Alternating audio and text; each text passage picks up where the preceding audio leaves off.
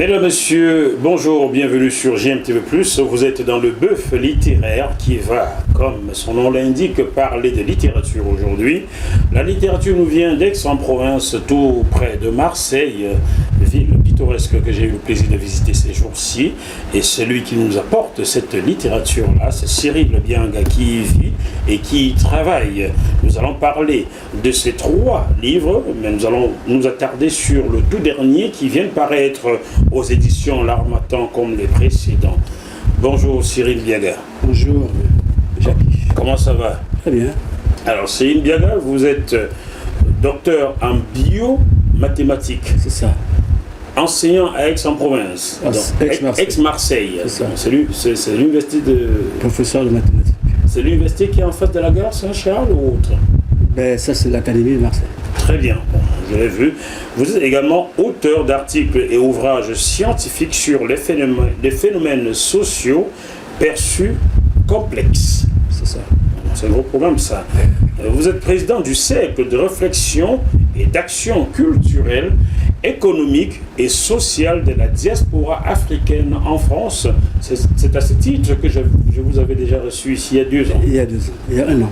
Il y a 1 an? En 2018. C'est 2018, nous sommes en 2020. C'est ça. Ça fait 2 ans. Ouais. Moi, je compte les mois. Attendez, vous êtes docteur en biomathématiques. Je compte les mois. Ah non, moi je compte tout. C'était en fin 2018. Vous étiez accompagné de Mireille Ebene, est-ce qu'elle va bien? Ça va. Ça va. Bon, Mireille Ebene, on fait un peu le Congo-Ça, la Camerounaise, c'est la petite sœur de Charlemagne Pascal Messanga Nyanding, vous voyez. Voilà, donc il y a des têtes dans cette famille. Oui. Oui. Bon. Très disponible, travailleur. Et il y avait Lazare, je crois, aussi. Il y avait Lazare. Tchado Camerounais. De Lyon, De Lyon. Il va bien aussi? Oui, relativement bien. Ça, c'est formidable. Alors, Cyril Bianga, vous avez de la suite dans les idées. Hein? Votre premier livre, du moins celui que je connais, j'espère qu'il est premier aussi dans la norme. Votre premier livre était intitulé Cameroun, le temps des incertitudes.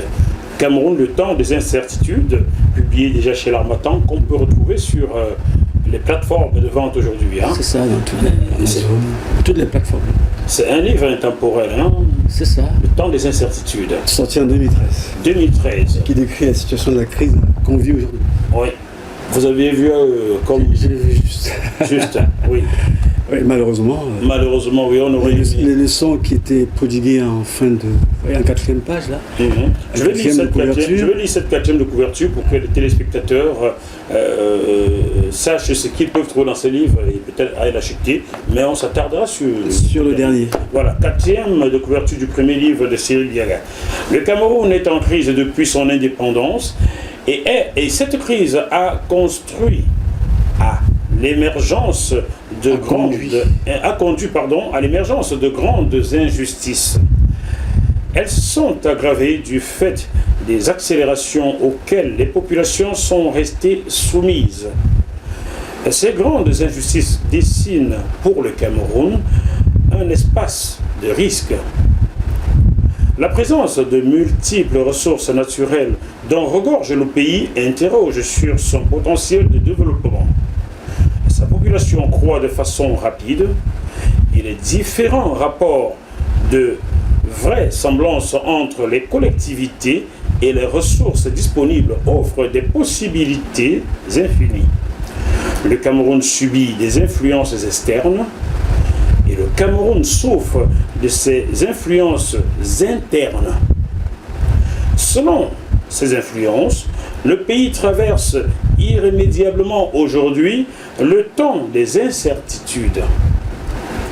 La dynamique des populations camerounaises montre une aspiration au bien-être et au progrès social dans un environnement tapi de risques et d'incertitudes. Ce livre décrit les déterminants qui accélèrent ou qui freinent le développement. Il invite les gouvernants à travailler à réduire les risques et les incertitudes. Voilà. C'était en 2013. C'était en 2013. C'est ça. Et qu'est-ce qui vous avait inspiré ce livre, Cyril Bianga? Je travaillais sur les données, sur les métadonnées qui concernent le Cameroun. Et je m'étais aperçu qu'il y avait beaucoup de discontinuité. Vous savez, la régularité des nombres interpelle toujours les gens qui travaillent sur les chiffres des nombres. Effectivement, je me suis interrogé sur l'évolution du Cameroun. Et je voyais des moments de rupture. Et ce moment de rupture m'a interpellé. J'ai écrit ce livre juste pour attirer l'attention sur les risques à venir. Voilà. Les notions de risque sont purement probabilistes, hein, c'est des mathématiques. Et donc, j'en suis arrivé à inviter les gouvernants à travailler à éviter les risques. Et puis, 2 ans plus tard, on a commencé, les premières crises se sont exacerbées, l'anglophone, etc. Parce qu'une crise sociale, c'est ça, ça commence par des petits nœuds de connexion, et ensuite qui s'accentuent, qui s'accélèrent. Des petits mécontentements qui grandissent, voilà. On ne fait rien. Et puis on le voit aussi à partir des bouillonnements qui se font au sein des collectivités, parce que l'une des conséquences de ces crises, c'est que ça a traduit ce livre rouge-là sur le système prostitutionnel. Voilà. Source africaine dans le paysage français. C'est ça. Et donc là-dedans, j'analyse l'évolution de la prostitution, en gros, et je m'aperçois que... de la prostitution réelle. Réelle. Dans les rues. Dans les rues, en France. Et je m'aperçois que le Cameroun et le Nigeria apparaissent discriminants. Et je m'intéresse à savoir qu'est-ce qui se passe dans chacun de ces groupes. Et je fais ce livre, qui a d'ailleurs conduit à une loi en France, la loi de 2016, sur la pénalisation des clients. Si vous saviez, en 2005-2006, Olivier Enogo, qui est journaliste, mon confrère, ami et frère, et moi tournions déjà un documentaire intitulé Les filières africaines de la prostitution. Ah, j'ai suivi ça. Un documentaire qui a fait tomber 14 têtes, qui aurait fait tomber 14 têtes selon certaines informations auxquelles on s'écarte. Ceux qui délivrent des visas aux proxénètes qui amènent ces jeunes filles mettre dans les rues à Paris ne sont pas des noirs, ce sont bien des blancs. Alors, un étudiant a du mal à obtenir un visa pour venir étudier en France, mais un proxénète l'obtient facilement. Tout à fait. Hein? D'ailleurs, dans le livre, je montre bien que si la prostitution existe en France, parce qu'il y a un marché du sexe tarifé. Donc pour juguler cela, il faut détruire le marché du sexe tarifé. Une façon de détruire le marché du sexe tarifé, c'est de pénaliser les clients. Pénaliser les clients. C'est ça. Très bien. Bon, écoutez, vous touchez au sujet, mon Dieu.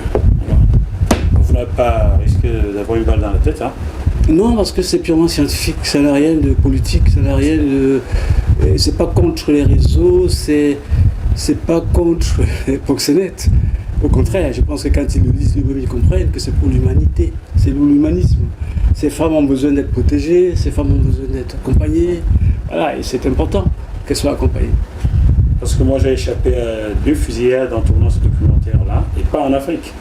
À Amsterdam, au quartier rouge, c'est la police néerlandaise qui me sauve. Et ensuite à la gare du Midi à Bruxelles, où j'ai dû conduire dans Bruxelles à 170 à l'heure pour échapper au proxénète. Et au Cameroun, mon pays d'origine, séquestré par feu Suzanne Bombac, alors ministre de la Promotion de la Femme, pour qui nous salissions le Cameroun en faisant ce documentaire, là au moment où le Cameroun était considéré comme numéro 1 de la prostitution africaine en France. Je peux ajouter que à la suite de ce livre, j'ai voulu mener une enquête au Cameroun. J'ai eu l'accord de Mme Tuenté. D'ailleurs, je dis merci. Et j'ai aussi eu l'accord de la déléguée aux femmes, au ministère en France, mais j'ai été bloqué au service financier de l'ambassade de France au Cameroun. J'ai été bloqué là et j'avais un nombre de jours imparti au Cameroun, donc j'ai pas pu faire l'enquête, j'ai pas pu faire cette étude et c'est resté en suspens jusqu'aujourd'hui. Vous ne pouviez pas. C'est pas évident, c'est pas évident. Alors, Cyril Biaga, ce qui vous amène sur ce plateau aujourd'hui, nous sommes le 10 août 2020, c'est votre dernier bébé, série sociologie, voilà. Études africaines, série sociologie, c'est quoi ça? Alors ça, c'est parce que ça traite, en fait, alors c'est un livre d'analyse des données. D'accord. Analyse des données et l'interprétation est sociale. Très bien. Le titre du livre est Diaspora et système diasporique, moteur de développement du Cameroun, que vous pouvez retrouver également chez l'Harmattan, l'éditeur, mais aussi sur les sites de vente traditionnels. Voilà, traditionnels. On peut l'avoir sur Internet, dans toutes les... Vous tapez le titre Diaspora et système diasporique de Cyril Biaga, et vous le trouverez. Alors, je vais vous lire la 4e de couverture pour vous de mettre de l'eau dans la bouche. Oui, j'adore ça. Buvez un coup, il fait chaud. Nous sommes à 37 degrés de canicule aujourd'hui à Paris, voilà. Diaspora et système diasporique, moteur de développement au Cameroun. Les migrations internationales ont atténué pour nombre de familles les effets de la crise qui secoue le Cameroun depuis plusieurs décennies. Ce livre propose, dans une analyse prospective et prévisionnelle, des stratégies qui font du système diasporique un moteur de développement pour le Cameroun de demain. La dynamique migratoire apparaît comme un phénomène multifactoriel et multidimensionnel et qui fait interagir de nombreux facteurs placés à des niveaux de l'espace géographique local, régional, national et international. À chaque niveau, des associations d'individus traduisent un complexe, un degré d'organisation dont le migrant est le centre, qui lui est relié par des opportunités migratoires et dont la finalité se traduit pour lui par un projet diasporique visant à améliorer sa situation personnelle et celle de sa famille ou de sa communauté d'origine. L'analyse des données, des faits, des processus liés à une nouvelle dynamique migratoire qui concerne le Cameroun décrit le système diasporique camerounais tel qu'il se présente à travers un modèle de transformation et de la vie sociale. Un livre important pour comprendre le rôle de la diaspora comme moteur de développement du Cameroun aujourd'hui. Cyril Biaga, la première question qui va certainement fâcher, la diaspora camerounaise semble faire peur au régime de M. Biya. Jamais elle n'est consultée, jamais elle n'est introduite dans une quelconque réflexion. La diaspora est bonne pour envoyer de l'argent au Cameroun et fin. Est-ce que vous ne percevez pas les choses de la même façon que nous autres? Bien entendu, bien entendu. On peut le voir d'ailleurs dans le récit du livre, que cette diaspora, effectivement, est perçue comme une menace. Mais j'ai voulu lire le côté vertueux de la mise en rapport de la diaspora avec le Cameroun. Et ce côté vertueux, c'est comment est-ce que la diaspora se détermine comme étant un moteur de développement. Effectivement, on peut comprendre lorsqu'on regarde l'évolution des autres diasporas. Je pense à la diaspora ghanéenne, la diaspora chinoise, accompagnée par leurs États.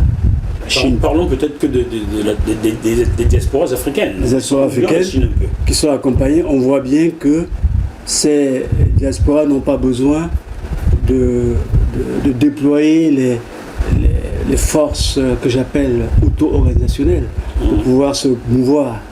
Alors qu'en réalité, au Cameroun, c'est uniquement les forces auto-organisationnelles qui font que la diaspora se meut. Et autant donné que, lorsque vous regardez au fond, le migrant. Alors, je vais donner une définition à ça. Le migrant, en fait, c'est celui qui quitte sa société d'origine ou une autre société et qui met en relation les deux sociétés. Et c'est parce qu'elle met en relation ces deux sociétés qu'elle est diaspora. Voilà.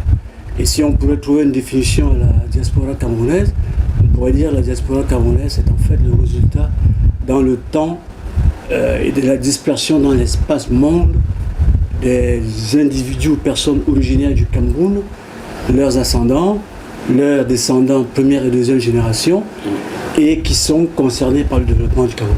Parce que si on n'est pas concerné par le développement du Cameroun, on ne peut pas être diaspora. Mais ça, c'est dans une définition statistique. J'ai l'entends. Donc, pour pouvoir traiter mon livre, j'ai dû me donner certaines définitions, certains concepts avant d'avancer, pour avancer. Cette définition me paraissait utile pour comprendre ce que c'est que la diaspora. D'ailleurs, cette définition m'a permis d'évaluer le nombre de personnes camerounaises qui constituent la diaspora à 6 millions 500. Qui est de la diaspora camerounaise? Celui qui a un titre de séjour dans un pays étranger, au Cameroun, ou celui qui est originaire du Cameroun, tout simplement? Celui qui a des origines avec le Cameroun et qui a des liens avec le Cameroun. Vous pouvez être originaire du Cameroun et vous perdez votre nationalité camerounaise et vous n'avez plus de lien avec ceux qui vendent tout au Cameroun et qui disent bon, moi je suis plus camerounais, je suis français, etc., ne sont pas de la diaspora. Ils sont français. Ceux qui sont de la diaspora sont ceux qui ont le souci du développement du Cameroun. Il faut ce lien. Le développement du Cameroun passe aussi par l'aide à un membre de la famille qui a mal à la tête. Tout à fait. Si vous aidez votre famille en payant la pension alimentaire, ou j'en sais rien moi, ou en payant les scolarités et les soins, vous êtes diaspora. Ceux qui n'ont plus de lien du tout, il y en a, hein, ils ne sont pas diaspora. Alors cette notion de diaspora est importante pour être éclairée. Et à partir de là, effectivement, on peut donc voir ce que la diaspora peut faire. Que fait le migrant camerounais quand il arrive en Europe? Un, il cherche une association, que j'appelle dans le livre organisation sociale. Bien. Deux, au sein de l'association, il y a un projet. Un projet qui peut être individuel ou collectif. Ouais. Ce projet individuel ou collectif a des ramifications sur le Cameroun. Bien. Ces organisations sociales se déploient comme des mobiles, mobiles au sens physique.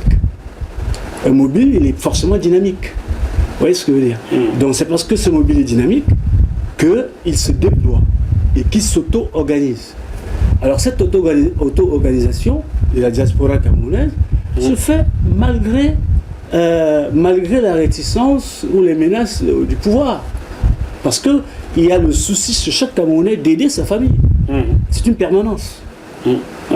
Et c'est ça la diaspora, elle est purement auto-organisationnelle. D'ailleurs, j'ai fait une réflexion sur Vie Cameroun créée par le professeur Santo.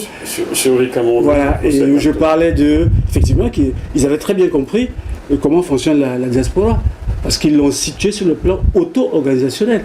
Le seul endroit où ça planquait, où ça bloquait, c'était dans l'éco-organisation. L'éco-organisation veut qu'on convoque l'État. Or, cela, Atangadi, monsieur Atangadi bloque. Donc l'éco-organisation ne peut pas se faire. Bah, ils ont bien été conviés à l'affaire. Oui, mais il faut qu'ils acceptent. C'est là où je parle de négociation.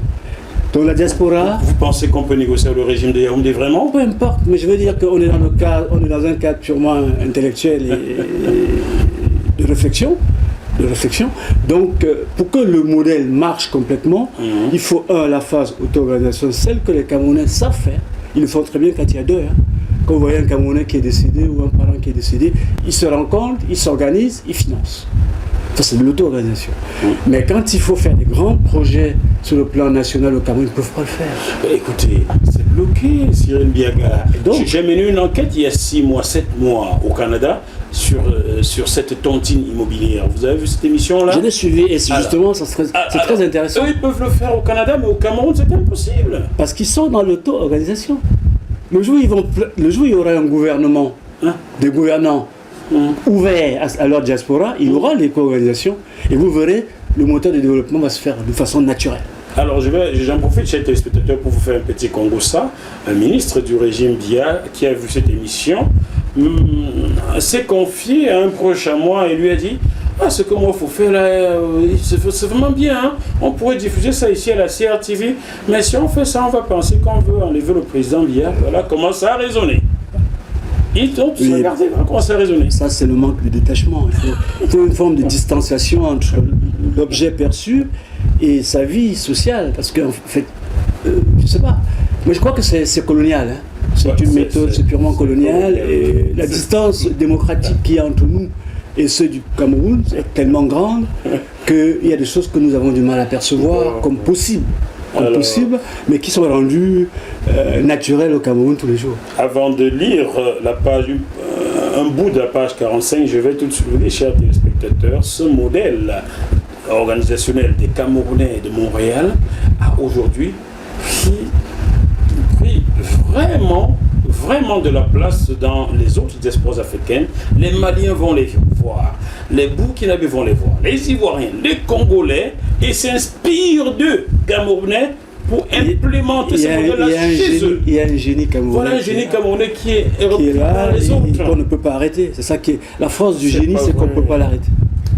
Finalement, des Camerounais aident. Bon, tout ça c'est l'Afrique, mais c'était bien qu'ils l'implémentent au Cameroun. Tout à fait. Mais ils l'implémentent ailleurs. Mais ça se fera. Ça se fera. Je touche du bois. Oui, ça se fera. Alors, un passage m'a marqué dans votre livre, Cyril Biaga. Vous me permettez de lire juste ce paragraphe-là. Grandes injustices et violences économiques. Page 45, deuxième paragraphe. Vous dites ceci. On ne quitte pas sa famille, sa culture et ses racines par choix volontaire. Les migrations venant du Cameroun résultent d'une conséquence de la surexploitation de son écosystème, de la présence d'une main-d'œuvre très pauvre, mal protégée et peu organisée, déjà victime d'une monnaie moribonde, plusieurs fois dévaluée. Des populations sans défense dont les ressources naturelles et minérales sont abusivement exploitées, des populations contraintes à cultiver les produits qu'ils vendent ensuite à vil prix. Est-ce que vous avez compris pourquoi ce chapitre, pas ce chapitre, ce paragraphe m'intéresse? C'est l'actualité du Cameroun. Les tomates. Oui, tout à fait.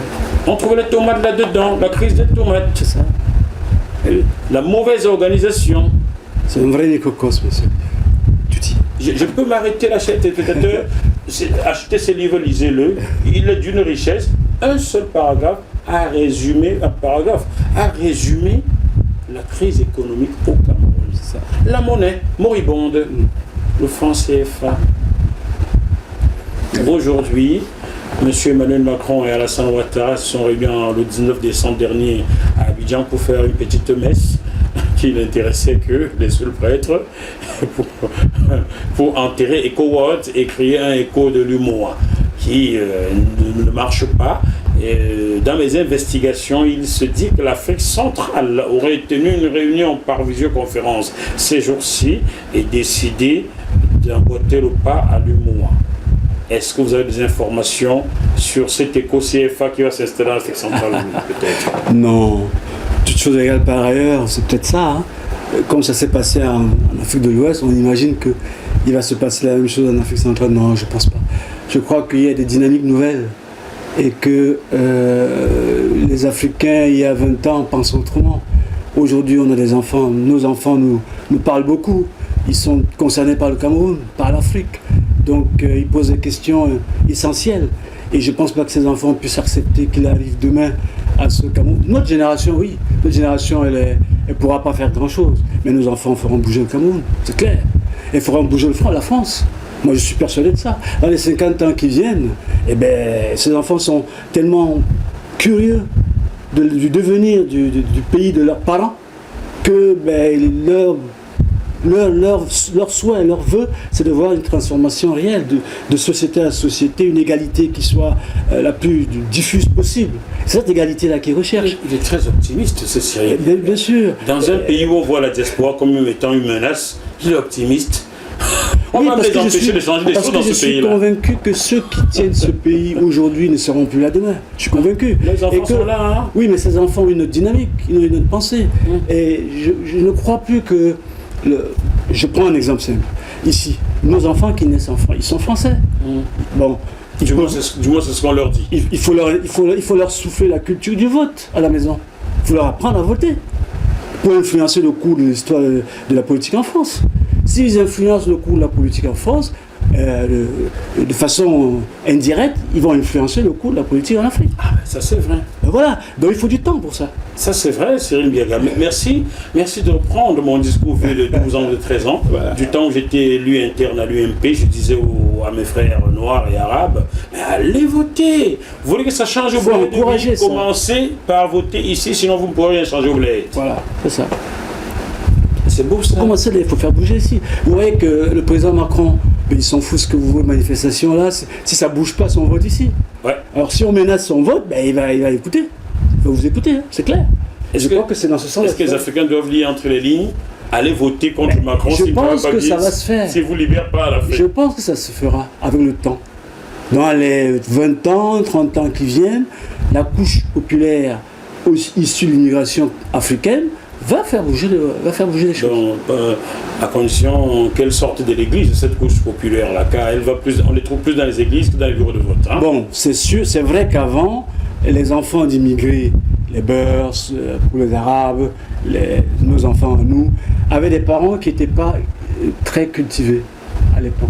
C'était des ouvriers qui travaillaient à l'usine et qui rentraient à la maison et qui avaient très peu de soucis d'éduquer. Aujourd'hui, c'est pas vrai. Certains veulent aujourd'hui, vous avez des sorties après 20 heures en France. Hein. Aujourd'hui, vous avez des parents qui sont ingénieurs, qui sont machins, c'est fini ça.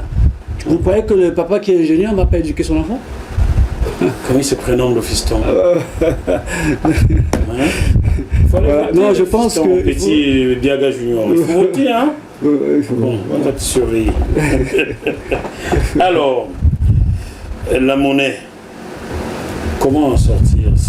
Franchement, il est aujourd'hui acté que tant que l'Afrique noire francophone n'a pas sa propre monnaie, n'est pas maître de son destin monétaire, elle ne s'en sortira pas. Comment quitter le joug néocolonial français pour se faire sa monnaie? Vous avez une petite idée là-dessus? Le débat de la sortie du joug néocolonial, que tu appelles néocolonial, et qui pour moi c'est le joug du franc CFA, cette sortie, il faut la préparer. C'est pas quelque chose qui a été mis en place dans les années 59, 58 et qui perdure depuis plus de 60 ans. On ne défait pas ça comme ça. Il y a eu des ramifications, il y a eu des constructions, il y a eu des écrits autour, il y a des ficelles qu'il faut déficeler. Et pour déficeler, il faut déjà avoir accès à ces données. Est-ce que nous avons accès à ces données? C'est la première chose qu'il faut savoir. Il faut d'abord, accéder à ces données. 2, voir ce qu'il faut déconstruire. 3, s'asseoir autour d'une table et reconstruire. S'asseoir autour d'une table avec qui? Avec ceux qui ont construit. Ceux qui ont construit la France. C'est le colon, oui, c'est le colon. Je peux vous garantir, je peux le dire, hein, je ne les vois pas en train de s'asseoir autour d'une table, les Français blancs. Mais vous ne pouvez pas non plus l'avoir en du temps. Vous n'avez pas les moyens de lutte. De la lutte. C'est ce que vous pensez? Je pense que vous pouvez négocier. Il y a des exemples qui existent. Lesquels? De négociation. Peut-être. La Chine, peut-être, n'avait pas de monnaie coloniale, mais en fait, on voit comment elle est rentrée dans le jeu. Voilà. Il faut que l'Afrique prenne le temps de retrait, sortir du monde pour se réapprendre par soi-même pendant une dizaine d'années, une quinzaine d'années, avant de revenir dans ce monde violent. C'est un monde violent. Vous les Africains, vous parlez beaucoup. C'est ça le problème. Vous parlez beaucoup. En fait, c'est ma vision. Tu m'as posé une question, Jackie. Il serait bien peut-être de taper un coup de pied dans la fourmilière, sachant qu'on va souffrir. Il faut avoir les moyens. Les moyens, on n'a pas toujours besoin de moyens pour faire quoi que ce soit. Hein? Ben si, il faut avoir les moyens. Alors, le premier moyen, c'est ça. Le premier moyen, c'est d'être sûr que les gens qui vous représentent vraiment le peuple. Ah ben voilà, c'est le premier moyen. C'est ça la clé. Ben oui. Donc si, aujourd'hui, tu ne peux pas taper, puisque tous ces gens qui nous dirigent sont des valets. Il faut d'abord se débarrasser de ces gens, premièrement. Donc il faut être sûr que ceux qui nous gouvernent ne sont pas des valets. Premièrement. Bon, et ça, il faut du temps. Il faut le construire. Il faut débattre, il faut chercher. D'accord? On ne peut rien avoir sans construction. Voilà. Je crois qu'il ne faut pas aller dans la violence. Hein. En face, ils ont été violents. Ils sont très violents. Ils ont toujours été violents. Bon. S'ils n'étaient pas violents, l'armée française ne se baladerait pas. On ne va donc pas répondre à la violence par une violence. On va donc chercher, on va réfléchir. Je crois que là, il y a plein de choses. Hein. Vous voyez qu'il y a des solutions à tout problème. Tout problème, il y a des solutions. Il suffit de réfléchir. Il faut que les gens soient capables de s'asseoir autour d'une table et de réfléchir, même entre nous. La difficulté des Camerounais, c'est qu'ils ne s'asseyent pas pour discuter. Ils s'asseyent pour se chier. Ils s'insultent sur les réseaux sociaux. Voilà, c'est ça. C'est-à-dire quand vous émettez une idée, ils débattent l'idée avant même le débat. Ils combattent l'idée avant le débat. Avant le débat. Et ça, c'est terrible. Et là, c'est l'inculture. Il faudra du temps pour que les gens peu incultes s'asseyent autour du table. Vraiment, c'est l'inculture, hein. C'est pas lié au niveau d'études. Hein. Non, ils sont parfois des professeurs, hein, mais qui sont incultes. Aussi, voilà, ils vous tapent dessus, ils vous machent, vous ne comprenez pas. Donc il faut laisser le temps que cette couche de population laisse la place à ceux qui peuvent penser, Ensuite, ça se fera naturellement. Si Mais c'est un combat qui est long. Si le Quai d'Orsay le veut bien. Non, je pense que... allez demander ça à Jean-Yves Le Drian. Je ne pense pas qu'il faut demander l'accord. Ils vont suivre le mouvement. Moi, je ne crois pas qu'ils... Si vous bougez, ils vont interdire. Non, je ne pense pas. Hein. C'est quand même des gens... Je connais comment ça fonctionne là-bas. Non, ils ne vont pas être contre. Hein. Ils vont suivre le mouvement. Ah bon? Oui. Quand vous marchez là, ils vous observent. Hein. Oui, je sais. Ils vous observent, ils analysent, ils voient... Même sans marcher, même là où nous sommes en émission, ils nous observent. Et ils voient si vous pouvez aller loin ou pas. Diaspora et système diasporique moteur de développement du Cameroun de Cyril Biaga, publié aux éditions L'Harmattan, que vous pouvez retrouver dans les librairies. Vous pouvez acheter sur Internet via les sites comme Amazon, je crois bien. Y a-t-il d'autres sites sur lesquels on peut se le procurer? Tous les sites. Vous l'avez partout. La FNAC, Amazon. FNAC, voilà, vous l'avez partout. C'est vraiment ouvert. Vous avez tous les sites, il n'est pas sujet un petit peu plus. Ah si, mais tu pourras le mettre maintenant, sujet un petit peu plus. Voilà. Il coûte pas très cher, c'est 25 €. 25 €, oui. Mais... Parce qu'avec 25 €, ils vont dans une soirée, ils dépensent 100 €. Le prix de l'entrée dans une soirée. Voilà. C'est ça. Ou bien c'est même moi qui l'a dit. Bon. C'est intéressant parce que dans les effets du transnationalisme, dans ce livre, je traduis un peu l'événement de la basse sur le plan politique. Vous voyez, c'est intéressant. Il y a tout un petit paragraphe là-dessus qui montre bien qu'il y a un mouvement en route et la convergence de tous ces mouvements. Vous croyez toujours à ce mouvement de la basse aujourd'hui? C'est pas un problème de croire, c'est pas un problème de voir qu'il y a une convergence de mouvements. Et qu'elle soit politique, ça c'est politique. Ça c'est activiste, pardon. C'est un mouvement activiste, vous avez d'autres mouvements qui sont des mouvements sociaux, qui sont des mouvements intellectuels, qui sont tous ces mouvements quand ils vont converger, vont faire bouger les choses. Il ne faut pas regarder un mouvement plus que d'autres, il faut les associer. Voilà. Et les associer, chers téléspectateurs, il faut commencer par lire ce livre avant d'associer tous les mouvements, avant d'associer toutes les initiatives, ce qui est nécessaire si on veut sortir le Cameroun de sa léthargie. De cette longue crise qui risque de rendre le Cameroun, ce que j'ai traduit par le péril camerounais. On en est là, pas loin. Voilà. On sort d'une crise, on rentre dans ce que j'appelle le péril camerounais. Il faut faire très attention. C'est désespérant. C'est pas désespérant, mais le Cameroun a une chance extraordinaire. Elle a une diaspora phénoménale. Voilà. Et sa chance viendra de la diaspora. Dynamique, à tout point de vue. Bien formée. À tout point de vue. Et sur ce plan, c'est là où appelez au Cameroun, interrogez une famille qui a un problème. Vous allez vous observer que cette personne ne mise que sur la personne qu'elle a en diaspora. Chaque famille au Cameroun a au moins une personne dans la diaspora. Cette personne qui finance, c'est-à-dire que cette personne vit de façon résiliente. La résilience est supportée par la diaspora. Contrairement à ce qu'on nous veut faire croire au Cameroun, que les Camerounais supportent la résilience. Non. Et si on analyse au fond, on verra bien que le côté amorphe de la population camerounaise que les gens attendent de la diaspora viennent du fait que la diaspora finance. De façon permanente. Tout le temps. Arrêtez d'envoyer de l'argent, ils vont... On ne peut pas non plus arrêter d'envoyer de l'argent puisqu'il en va de la vie des familles.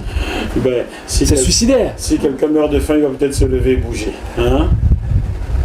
C'est difficile. C'est très difficile de mener une telle péréquation. En plus, c'est une péréquation. Pas évident. Il faut raison garder, continuer de se rencontrer, de parler. Les Camerounais doivent le faire de façon permanente. Se rencontrer, parler, discuter, mettre en place des voies et moyens pour sortir cette crise. Parler mais calmement et sans s'insulter. Sans violence. Sans s'insulter, sans violence. Et ce qui est beau dans le cas du Cameroun, c'est qu'il n'y a pas jusqu'ici de violence. J'espère qu'il n'y en aura pas. Pardon? Et le nozo, c'est quoi? Je veux dire au sens social. La violence au sens... oui, celle du nozo, c'est une grande violence. Alors... Mais c'est pas la violence au sens... Ça, c'est une violence au sens de la guerre. Au sens politique. Au sens politique. Je parlais pas de cette forme de violence-là. Je parle de violence sociale, où les populations... on a vu des petits bouts, là, il n'y a pas très longtemps, sur l'exacerbation du fait ethnique dans les réseaux sociaux. Ça, c'est des violences inacceptables. Voilà. Je pense que ça s'est calmé un peu. C'est cette forme de violence. J'ai pensé à cette forme de violence. Si je vous résume, Et il résume ce livre. Ce que j'ai compris, c'est la chance du Cameroun, c'est sa diaspora. Est-ce que je l'ai bien résumé? Tout à fait.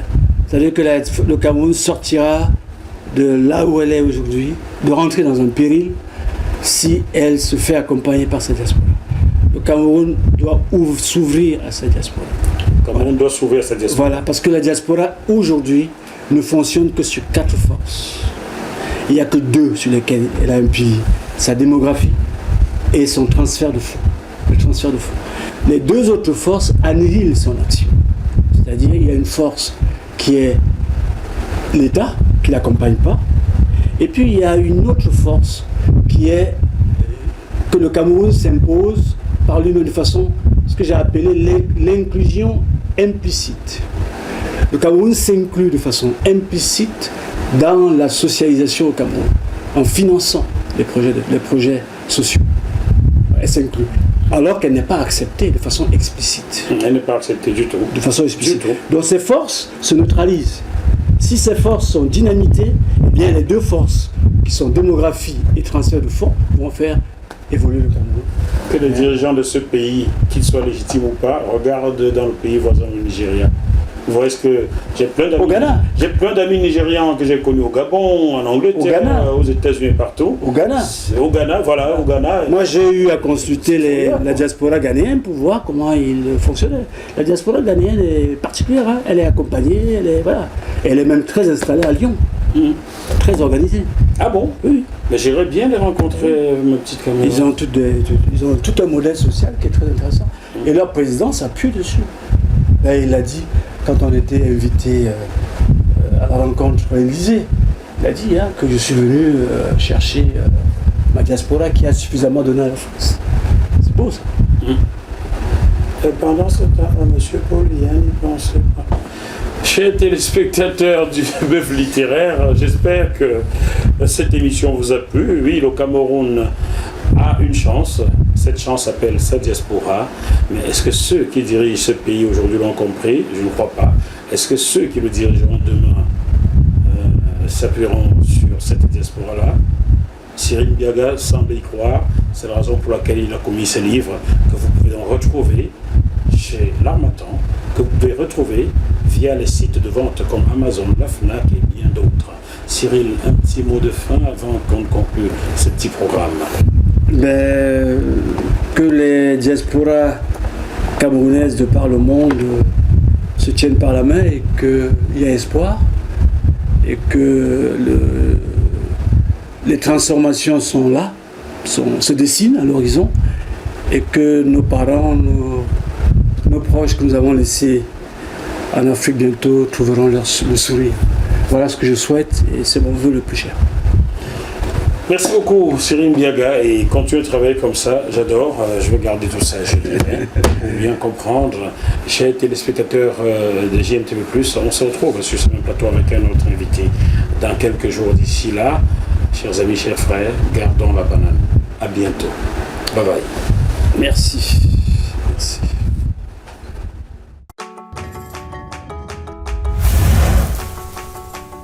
Vous êtes sur JMTV+.